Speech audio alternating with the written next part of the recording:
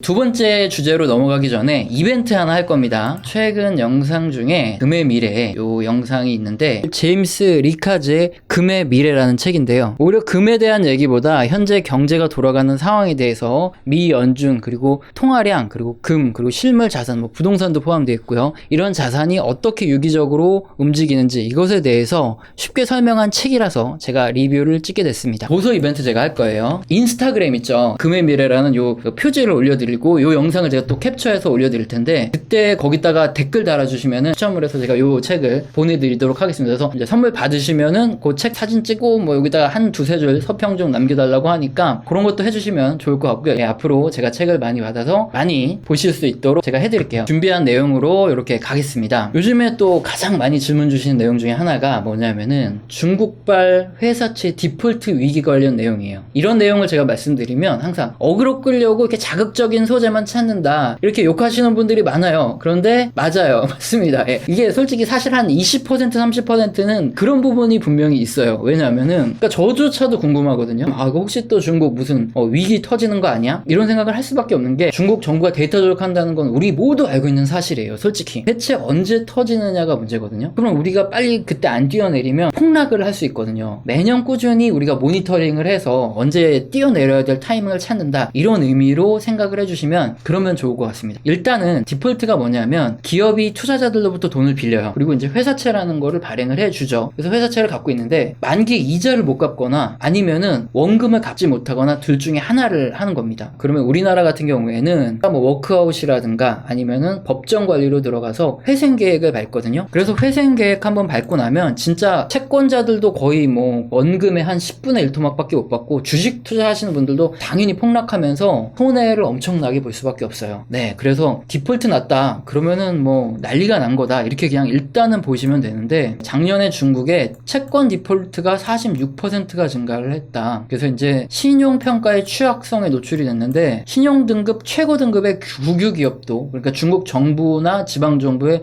국유기업도 디폴트가 났다 이겁니다. 요 뉴스가 있어서 아 이거는 좀 크다 싶어서 제가 이 데이터를 가져왔죠. 지금 여기 그림 보시면요. 중국의 채권 디폴트 잔액이 여기에 그 좌측 보이세요? 네, 좌측 보이시면은 2020년에 4,330억 위안이에요. 그러니까 우리 돈으로 하면은 약 72조입니다. 이렇게 디폴트가 매년 증가하고 있다는 소리죠. 얘네들이 돈을 못 갚는 거예요. 진짜 솔직히 엄청난 액수죠. 그냥 일반 회사들, 그러니까 시진핑 정권 들어서자마자 얘네들의 구조조정을 실시했죠. 그래서 중국 기업들이 디폴트 나는 건 뭐 당연한 거 아니냐 이렇게 생각하는데 최근에 이슈가 된 게 이 그림 때문에 그렇습니다. 2020년에 유형별 디폴트 사례는 지방의 국유기업이 16.5% 그리고 중앙 국유기업이 12.4% 그러니까 민영기업이 62%면 나머지는 중앙정부에서 돈을 더 이상 안 대주는 이런 디폴트 사례가 늘어나고 있다. 이게 문제인 거죠. 그래서 지금 난리를 치는 겁니다. 중앙정부가 돈을 대주고 지방정부가 돈을 대주던 이런 기업들이 디폴트가 나? 중국 뭐 문제 있는 거 아니야? 얘네들 혹시 뭐 이제 돈 딸려가지고 막장까지 온 거 아니냐 이렇게 생각할 수 있다는 거죠. 시진핑 정부 이전에는 정부의 지원을 굉장히 많이 해줬죠. 좀비 기업들에서 대출도 굉장히 많이 해주고 했는데 그런데 시진핑 이후에 구조조정에 들어갔어요. 그래서 만약에 얘네들이 뭐 돈을 잘 못 번다거나 이런 기업들은 다 디폴트 시켜라. 그 다음부터 디폴트가 계속 늘어나고 있어요. 사례를 보시면 AAA 등급의 중국 민성투자 요게 이제 디폴트가 났고요. 그리고 중국 하이난항공그룹 이게 지방 국유 기업이에요. AAA 등급인데 그런데도 이제 디폴트가 나서 지금 최근에 만기 연장 합의에 들어갔습니다. 이제 이런데도 수익을 못 내서 디폴트가 나면은 이제 그동안 이제 부도 처리가 되는 거겠죠. 뭐 보아이리스도 마찬가지로 이렇게 됐고 그리고 지금 우리가 관심을 가져야 될 그러니까 11월 16일이죠. 2020년 중국의 반도체 굴기를 이끄는 칭화유니그룹이 실질적인 디폴트가 났습니다. 그래서 사실상 이 그룹이 이제 해체 절차에 돌아갈 수도 있고 아니면 회생 절차에 돌아갈 수 있는데 어쨌든 돈이 딸리니까 이제 더 이상 반도체 굴기를 하기 쉽지 않아지는 거죠. 그런데 이 부분에 대해서 우리가 아 그렇구나 그냥 이렇게 생각할 수도 있지만 일반적인 국가 같은 경우에 디폴트가 나면 어떤 건지 제가 설명을 좀 해드릴게요. 그러니까 AAA 등급이라 그러면은 신용 등급이 최상이에요. 트리플 B 등급 기업도 우리나라 같은 경우에 2018년부터 2020년 사이에 부도율이 제로예요. AAA 등급의 기업이 부도가 났다, 디폴트가 났다. 그러면은 이거는 뭐 IMF 사태라든가 아니면 금융위기가 왔을 뭐 요 정도 정도 사태는 돼야지만 디폴트가 나는 상황인 거죠. 우리나라 회사채 중에서 AA 등급이 어떤 거가 있나 몇 개 한번 보면 SK텔레콤 진짜 망할 리가 없잖아요. 그러니까 AAA 등급, 경기주택도시공사 진짜 안 망하죠. AAA, 한국도로공사 안 망하죠. 뭐 하나은행, 부산은행, 국민은행 요 정도 돼야 AA 등급입니다.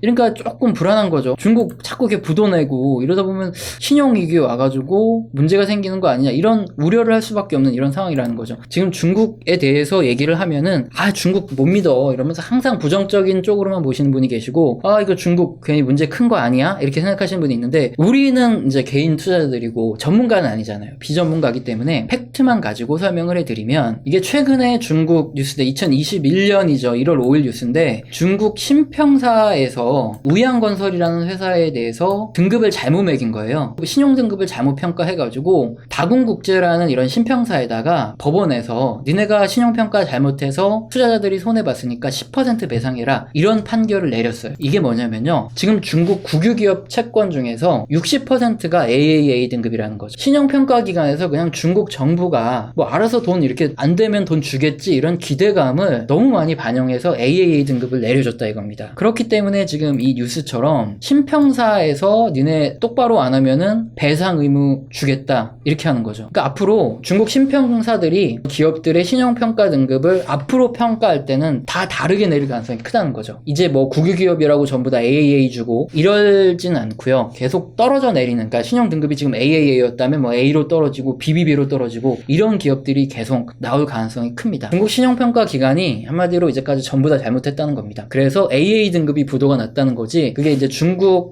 자체적으로 문제가 생겼다 이렇게 볼 필요까지는 없다는 건데, 그럼 이제 두 번째로 그래도 혹시나 문제가 있지 않겠냐, 4,332억 위안, 우리나라 돈으로 약 72조 원이나 되는 이런 엄청난 금액이 디폴트가 났다. 그러면 중국에 문제가 생기지 않겠냐, 이렇게 생각하실 수도 있는데, 그냥 팩트만 보면 현재 중국의 회사채 발행의 총 금액은 38.5조 위안입니다. 그 중에서 4,330억 위안 요 정도는 전체 디폴트 비율로 따지면 한 1.2% 정도? 요 정도밖에 안 된다는 거죠. 그러면은 과연 다른 나라들의 회사채 부도율은 어느 정도길래 이게 문제가 되는지 안 되는지 한번 알아볼 수 있겠죠. 이게 바로 미국의 회사채죠. 그러니까 투기등급 회사채의 부도율인데, 여기 보시면은 미국의 평균 부도율이 뭐 평균이라고 따지긴 어려운데 진짜 들쑥날쑥합니다. 뭐 12%까지 금융위기 때는 올라갔다가 최근에 뭐 낮을 때는 2% 미만으로 떨어졌는데 최근에는 또 막 6%까지 치솟고 막 그래요. 이게 미국이에요. 미국의 투기등급 회사들의 부도율입니다. 중국의 2% 정도 부도율이면 사실 뭐 미국이라든가 이런 나라보다도 엄청나게 많아서 중국이 문제가 생길 거다, 이런 수치 정도까지는 아니에요. 중국을 제가 무슨 두둔할 필요도 없죠. 제가 중국을 싫어하지도 않고 좋아하지도 않아요. 중국이 디폴트가 나냐 안 나냐면 중요한 거기 때문에. 일단 칭화유니그룹이 굉장히 이거 중요한 뉴스죠. 그러니까 우리나라 삼성전자가 잘못하면 칭화유니그룹의 굉장히 중요한 경쟁 상대가 될 뻔했었는데 이제 이게 죽어나가는 꼴이죠. 그러니까 우리가 이제 관심을 가져야 될 게, 첫 번째, 앞으로 중국 정부는 수익성이 만약에 떨어지고 그 다음에 중국 정부에서 무한정 돈을 투자할 수밖에 없는 이런 지방 국유기업이나 아니면 중앙 국유기업의 경우에는 더 이상 돈을 지급하지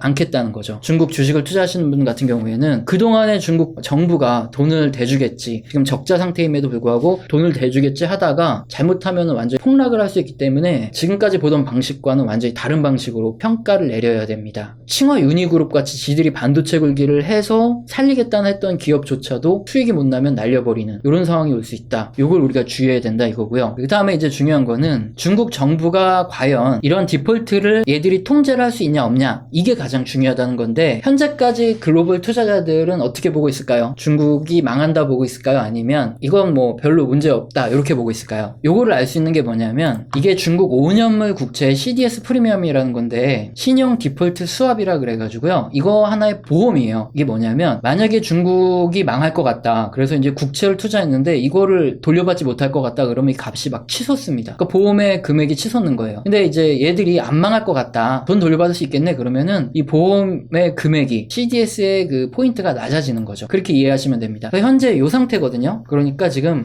중국 회사채들이 부도율이 굉장히 높아지고 있음에도 불구하고, 그러니까 전문가들이 아니라 글로벌 투자자 전체들은, 많은 글로벌 투자자들은 뭐 별일 아니네, 중국 정부가 컨트롤 가능하구나 이렇게 보고 있다. 요 CDS 프리미엄을 보면 알 수 있다는 거죠. 당장에 조금 있다가 중국이 정말 뭐 부도가 날 수도 있죠. 근데 우린 일단은 그것까지 알 수 있는 입장이 아니죠. 여기 혹시 채팅하고 계신 분 중에 중국 지금 공산당의 고위 간부 계시면은 댓글 좀 쳐주시면 좋을 것 같아요. 중국이 어떻게 될지, 중국 정부가 어떻게 될지 저희는 알 수 있는 입장이 아니다 보니까 가장 중요한 건 이제 글로벌 투자자분들이 어떻게 생각하시느냐, 그거에 따라서 우리는 이제 묻어가서 수익을 보려고 하는 거잖아요. 근데 현재까지 중국 요거 컨트롤이 잘 되고 있다, 별 문제 없다 생각한다, 이거죠. 그렇게 보고 있으면 되고요. 글로벌 투자자 형님들은 칭화 유니그룹의 2020년 11월에 요게 디폴트가 나서 이제 박살이 나는 걸 보고 딱 벌써 삼성전자 요게 딱 투자를 하셨다는 거죠. 그래서 11월부터 외국인 형님들이면 뭐 미친듯이 들어오셨잖아요. 이렇게 요거를 왜 투자를 못했을까? 삼성전자 지금 올라가는 이유가 중국 칭화 유니그룹 박살 난 게 이유 중에 하나죠. 디램 가격이 뭐 이렇게 딱 반등하는 것도 이유가 있고 뭐 여러 가지 이유가 있는데 후회해봐야 뭐 하겠습니까? 일단 그리고 요거 말고도 글로벌 투자자 형님들은 오히려 우리가 이제 중국 디폴트 나면 어쩌죠 요걸 생각할 때 요런 종목 봤다는 거죠. 요거 사라는 게 아니에요. 이미 너무 많이 올라갔을 수도 있는데, 이제 효성 TNC 같은 경우에는 세계 3위의 스판덱스 업체가 바로 중국의 산동루이라는 이런 그룹이에요. 근데 우리나라에 지금 세계 1위를 하고 있는 스판덱스 업체가 효성 TNC거든요. 근데 산동루이라는 요 그룹이 디폴트가 되고 나면서부터 외국인 형님들이 미친듯이 들어오는 거죠. 이렇게 미친듯이 들어올 때 몰랐죠. 외국인들이 왜 들어오고 주가는 왜 오르지 하는데 가격이 이러고 있다가 그냥 놓친 거죠. 이런 거를 봐야지, 그래야지 이제 수익을 내는데 참 이런 거가 좀 아깝다는 거죠. 그래서 결론은 뭐냐, 앞으로 중국발 구조조정은 계속 될 겁니다. 이런 효성 TNC라든가 아니면은 칭화 유니그룹의 삼전 하이닉스처럼 중요한 경쟁자들이 나가떨어지는 일이 아마 발생을 할 겁니다. 그럴 때는 여러분은